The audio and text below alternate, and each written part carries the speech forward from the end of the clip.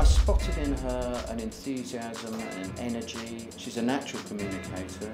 She's a heck of an entrepreneur. I was able to deal with her clients. She gave me a lot of responsibility quite early on. I wanted to bring my skills back to my people. I go back home to Nigeria and think, oh my God, these people are amazing. The music is incredible. We're a bit nervous. I'm a bit nervous because I want a top 10, I want a top 5, I want higher.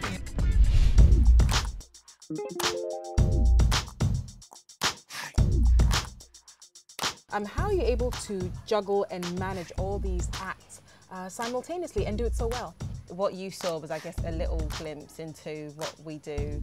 And I think you caught a couple of hours, but that's happening 24/7. Banj, I think when you were in London, we had a fantastic week with his debut, number 9, yes. So I'm really pleased about that. Yeah. I remember in the taxi you said, you know, I want a top 10, and you got it. Yes, we did. We number 9. So really pleased about that. I'm like Oliver, I want more. I want the next one to be even bigger, and not just more for Banj, but for Africa. So much scope for everyone to come through now. Is it something that you always plan to do, to take your skills or to bring your skills to wonderful, beautiful, sunny Africa? It wasn't what I had planned to do, but as I started coming back home, I just realised that, my gosh, first off, this place looks totally different to how they have shown us, you know, poverty and the people, you know, not able to do certain things. I've seen the real Africa. What makes you so focused?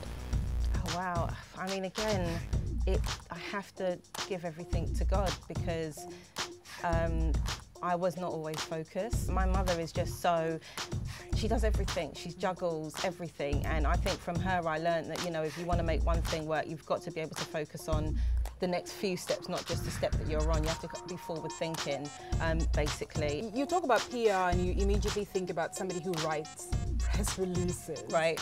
You know, which you do, absolutely. Which you do, and calls the radio and TV stations. But you seem to be a business in terms of, you are a business, if that makes sense. Well, PR, you take on many roles. Like you say, you're writing releases, reports, you're on the phone.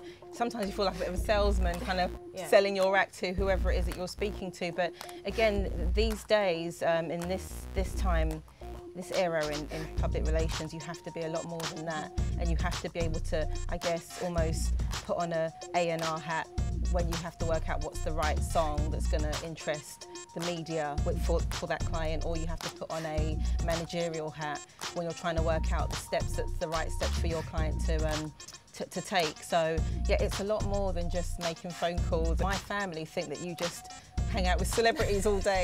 They're like, well, that's what it is, we all want to do PR. And I'm like, you know, you really don't, because you have no life, no sleep, and everyone expects you to be on call. You had a relationship with Whitney Houston before she passed. Describe that relationship to me.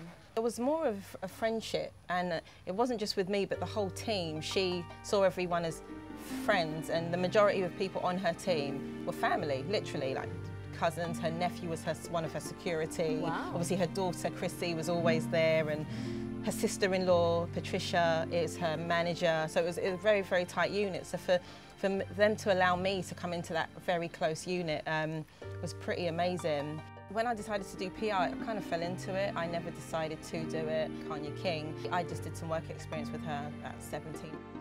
She just decided that, you know, you'd be really good in our press department, no, in our PR department. And I said, well, I'm not a PA. She's like, no, not PA, PRs. I'll explain later. So anyway, did that and ended up running the department years later and becoming head of the press over there and PR manager, etc. And then really enjoyed it. And then got picked up by the outside organisation, Alan Edwards' company. Then from there, ended up, you know, just really, really loving this world of PR and seemed to be okay at it. In 2005, I got ill, unfortunately. I was diagnosed with Hodgkin's lymphoma, a cancer of your lymph nodes. And that was the moment when I thought, wow, okay, so the doctors told you have cancer. You've got to have chemo, you've got to do all this stuff. Are you going to carry on this crazy life of working 24 hours a day for someone else, or are you going to have something that's yours that you can turn around and say, okay, you know what, I did that, that's mine? And VAPR was born. Pretty much the next month after I was diagnosed, company registered, set up everything, and yeah, 5 years later, cancer free, amen, and we're still here. So you're already changed. Yes. Let me get changed because I want to take advantage of this time off work. Okay. And the water's beautiful, so maybe we can just explore it a little bit more.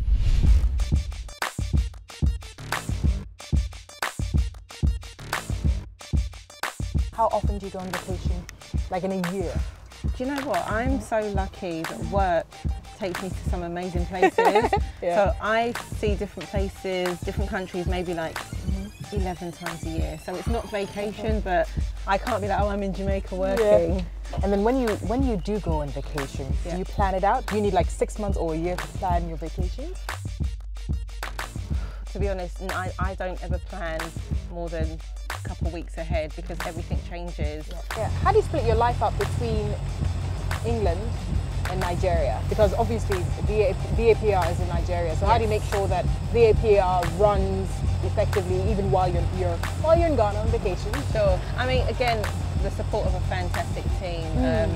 I mean, as much as I do, they do as well. So we have people working really hard here in Africa and also in the UK. So I'm really lucky, actually. When I spoke to Whitney, one of your ex-PAs, she felt so much that you take your knowledge and your skill and you do well to hand it over to other people so they can do, you know, because now she's moved on. And your brother said the same thing about you. The baton was given to me by somebody who they picked up their own experience and was able to pass it on to me, like Alan, for example, and I equally feel that it's my responsibility to be able to pass that on to the next person. I mean, I'm probably not going to be doing it forever, so I want to make sure that, you know, the little bit of knowledge that I've picked up can be passed on and utilised by someone else.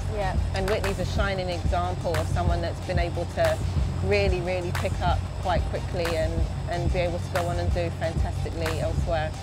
Do you ever stop and say, okay, what else must I do to be more successful than I already am?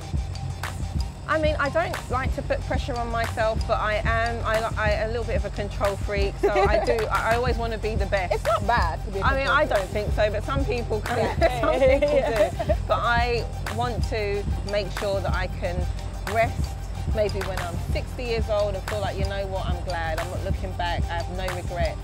And I feel like I push myself to the best of my ability. So yeah, there are times when I'm like, okay, well, what else can I do? Whether it is to come to Africa and try and, you know, maybe help the industry that's happening over there, the entertainment industry, or do I want to go to Asia? So you've got very good eyes for talent.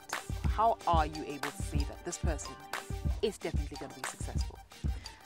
I mean, usually well, the number one thing is you see their confidence and their ability to grab attention and their self-belief, which is really key. When you see someone that doesn't care if anyone in the audience is interested in what they're doing, but they're able to project and really believe in themselves, that makes me think, okay, well, if they can do that, then perhaps maybe I can translate this and make other people like what it is they're doing. And also there's the self-belief, but also the back catalogue. There are a lot of clients that I have that have come with a wealth of success, whether it's in another country or in some other field. They've come with some form of success, and I'm able to maybe use that and add to that. So it's not necessarily me sort of turning them into a star.